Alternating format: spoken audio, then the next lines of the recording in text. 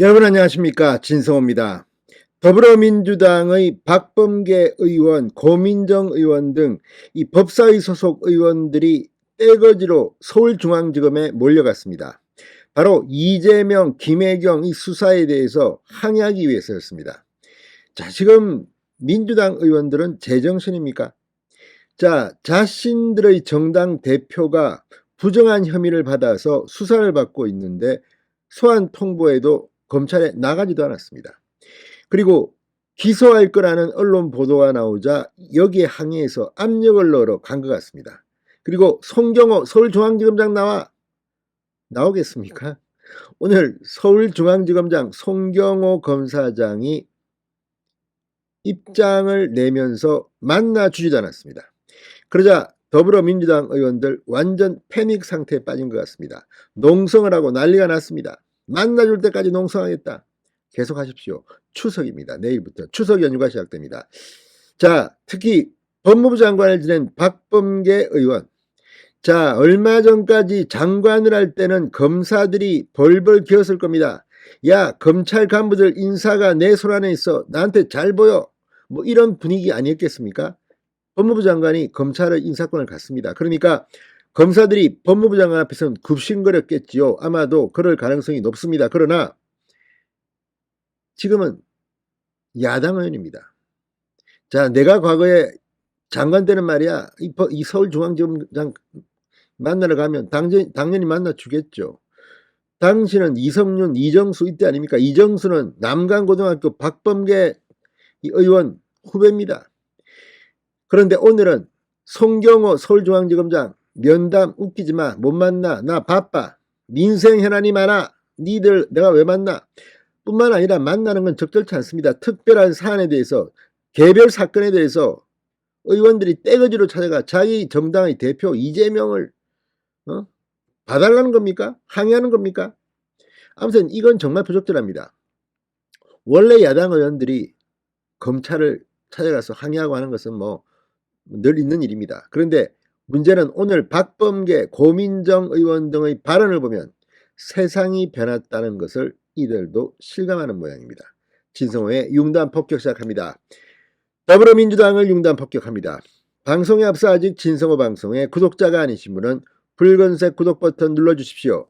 더 좋은 방송으로 보답하겠습니다. 자, 민주당 의원들이 오늘 야당 및 정부 인사에 대한 수사를 정치 탄압으로 규정하고 김건희 여사에 대한 면피성 수사에 대해 항의한다면서 서울중앙지검을 방문했습니다.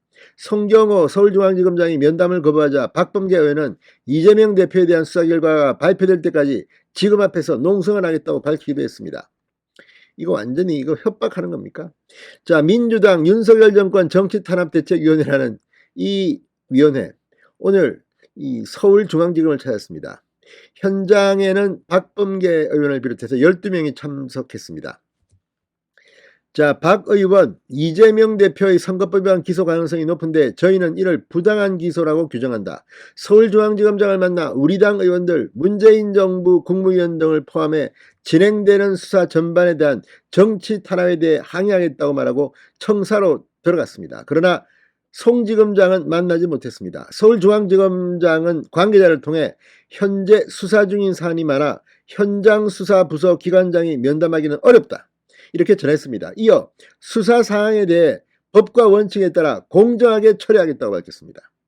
김영배 의원은 출입을 막는 관계자에게 정치적 의도는 오히려 검찰이 내보이고 있다고 항의했습니다. 자, 지금 뭐 거센 항의를 하고 고함을 지르고 난리를 쳤다가 15분쯤 청사에 머물다 발걸음을 돌렸습니다. 청사 밖으로 나온 박범계 의원, 중앙지검장은 인의 장벽도 모자라 소통의 장벽까지 쳤다. 이것은 윤석열 정권 정치검찰의 현실이라고 강하게 비판했습니다. 자, 그러면서 오늘 이 발언이 상당히 주목됩니다. 박범계 의원 이렇게 말했습니다. 0.73%포인트의 격차가 이 정도인 줄은 몰랐다. 그러니까 윤석열 후보가 이재명 후보를 0.73%포인트 차이로 누르고 대통령에 당선됐습니다. 그러면서 0.74%포인트의 격차가 이 정도인 줄 몰랐다. 73%포인트인 것 같아. 격세지감이라는 말이 있는데 참 개탄스럽다. 인간적인 예의로라도 나와 한마디라도 나와서 한마디라도 듣고 가는 것이 우리 정신인데 철저히 적대적 관점으로 지켜보고 있다. 이제 야당 의원 수업하는 겁니다. 과거에 국민의힘 또는 뭐 자유한국당 이런 사람들 과거 검찰에 항의하러 왔다가 만나기는 했습니까? 자, 아무튼 지금 이 모습이 야당이 된 그들의 모습이 아니냐 이런 생각이 듭니다.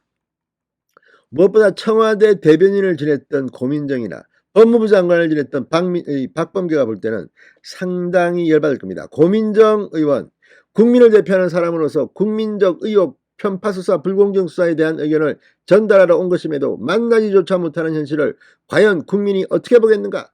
오늘 검찰의 이 행태는 자신들의 발 아래 세상이 있다는 모습을 보여주는 것 같아 이렇게 비판했습니다. 아무튼 계속 이들은 야당 탄압이라는 말을 썼습니다. 검찰은 지금이라도 야당과 전 정부에 대한 정치 탄압적 편파 수사를 중지하라. 아무튼 지금 세상이 변한 것을 이들도 느끼고 있는 걸까요? 오늘 이들이 와서 했던 발언들을 보면 과거 그들이 했던 것들은 까맣게 잊고 있는 것 같습니다. 자, 오늘 간 사람들 법사위원도 포함되어 있지만 윤석열 정권 정치탄압대책위원회라는 민주당의 새로운 위원회가 또 생긴 것 같습니다. 이들이 갔습니다. 모두 12명이.